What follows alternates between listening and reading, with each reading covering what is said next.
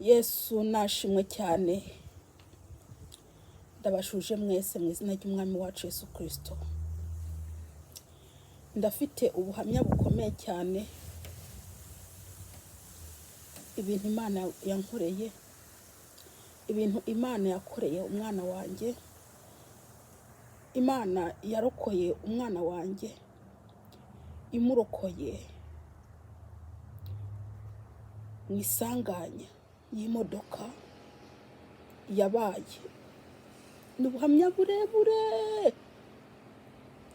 Bari abantu 4 mu modoka, 3 bagapfa, we Imana igakora ibitangaza ikamurokora. Ni ubuhamya burebure bubabaje kandi ndasaba wowe ugiye kubwumviriza, ntabwo ndi buburangize, nzaza ngenda ntanga ibice. Iki ngiye gutanga ni igice cya mbere cy'ubuhamya. Igice cya mbere, Imana yarakoze imirimo. Imana narayibonye mwene data, Imana narayibonye, sinzi ngo mvuge ngo iki.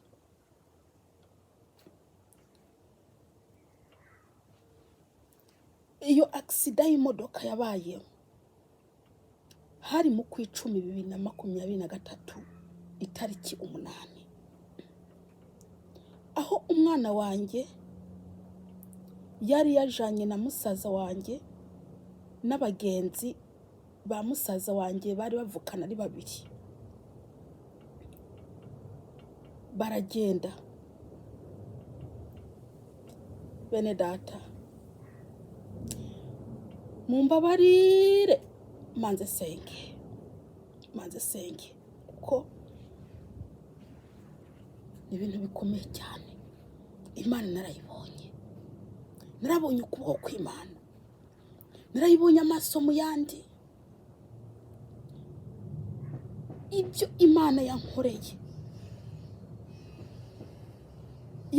ibintu bikomeye cyane,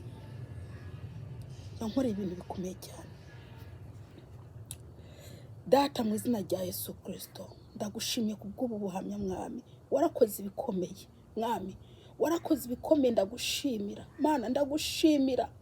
Ndakwinginze umpa imbaraga zo kubivuga Yesu. Urazi ko bigoye kubivuga kubera ko bikomeye. Ndakwinginze umpa umutima wo kwihangana Mana, umpe ndabivuge. Ndagushimiye Yesu kubyo wakoze.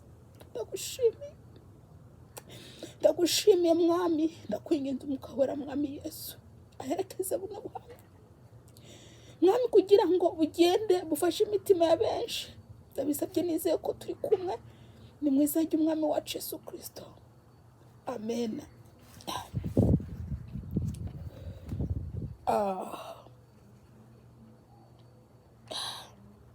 Umwana wanjye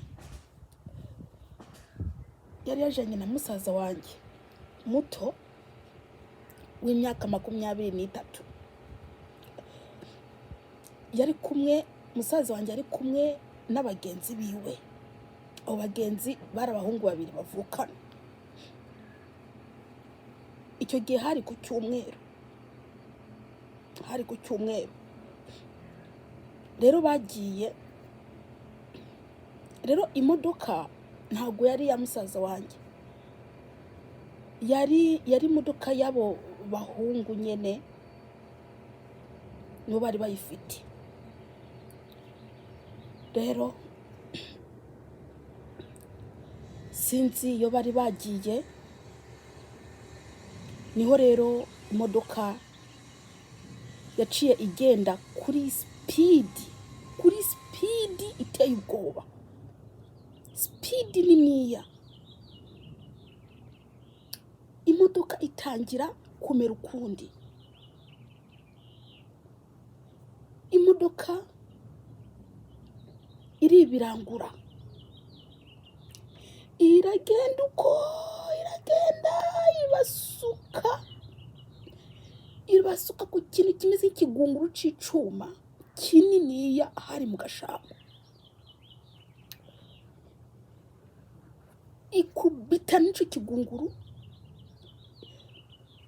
Abari bari mu modoka batarikiye nkariya hirya, na musaza wanjye yatarikiye Yesu Kristo, we yari munsi y'imodoka. Baguye ahantu habi, ntabwo baciye babatoragura ako kanya.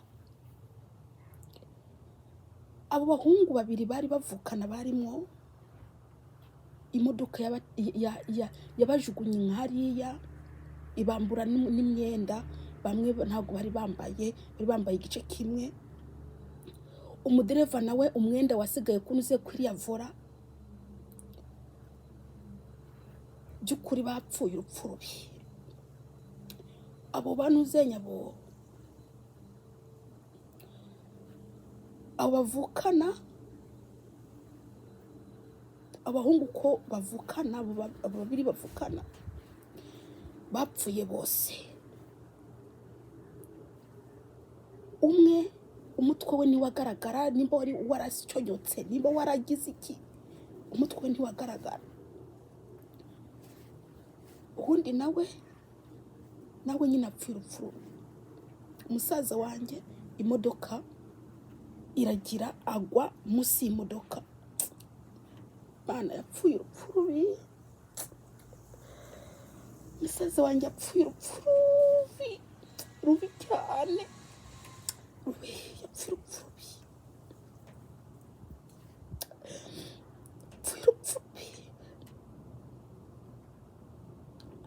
Abo kare batatu nta ntuze, nta mugozi w'imodoka bari bambaye, ariko n'umwana wanjye nta mugozi w'imodoka bari bamwambitse. Umwana wanjye ni muto. Hanyuma iyo sanganya itarabica, ndashima Imana yagiye mu bitekerezo bya musaza wanjye, atekereza kwambika umwana wanjye umugozi, kuko Imana yari imaze kubona ikigiye kuba. Hanyuma musaza wanjye yambika umwana wanjye umugozi. Rero iyo sanganya ibaye,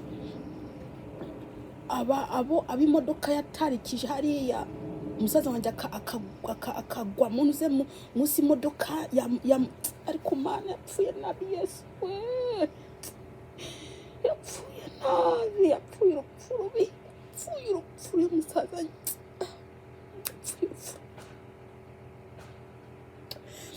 yapfuye urupfu rubi.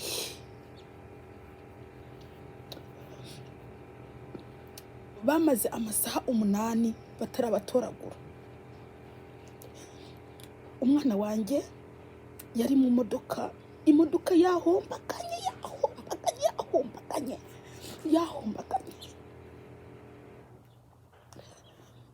Abapolisi barabatoraguye, sinzi ukuntu babimenye.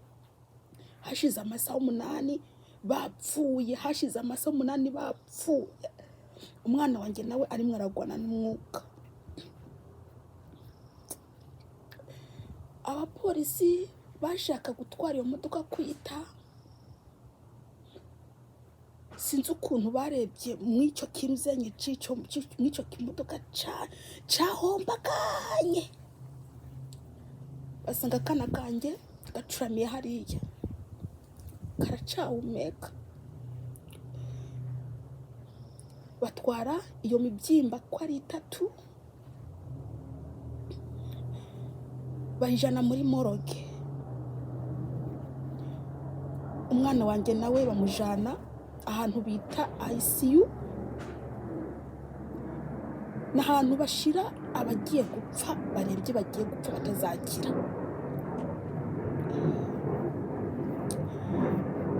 Njyewe ntabwo nari ndabizi ko ibintu byabaye. Barampamagaye ndi mu kazi. Uwo mwana bamujanye kwa muganga, hari ikintu Imana yakoze.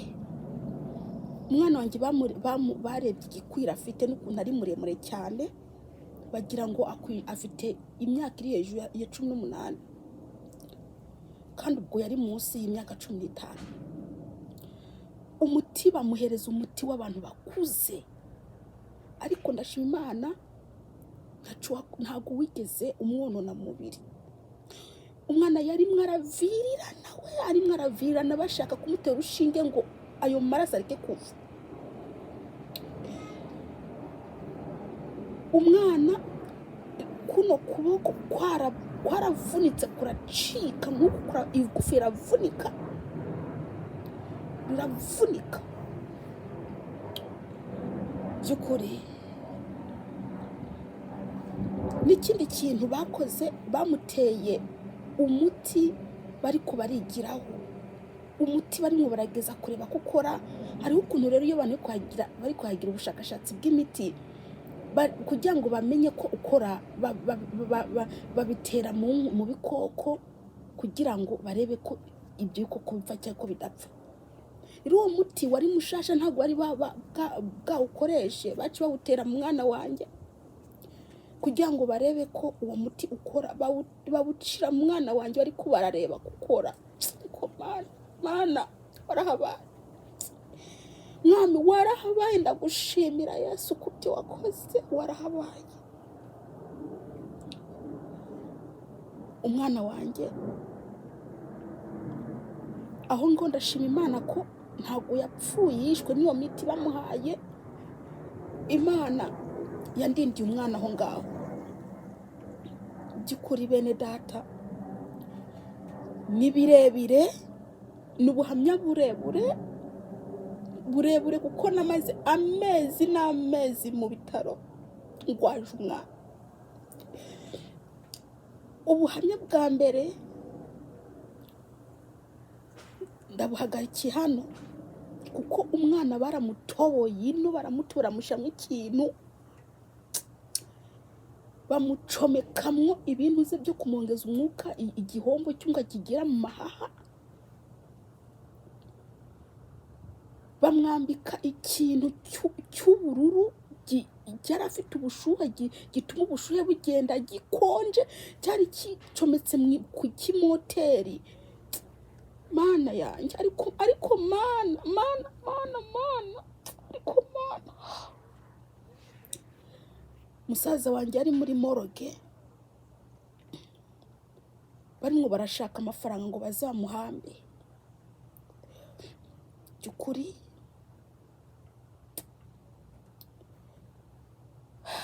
ubuhamya igice cya mbere ndakirangiriza hano kubera ko ni burebure. Imana ibaho umugisha ku bantu mutangiye kumva buno buhamya. Ni burebure, Imana yakoze ibikomeye.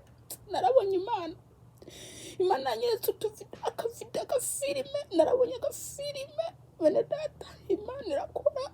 Narabonye agafilime, ibintu biteye ubwoba, ndi mu bitaro. Narabonye agafilime, Mana we, Imana irakora.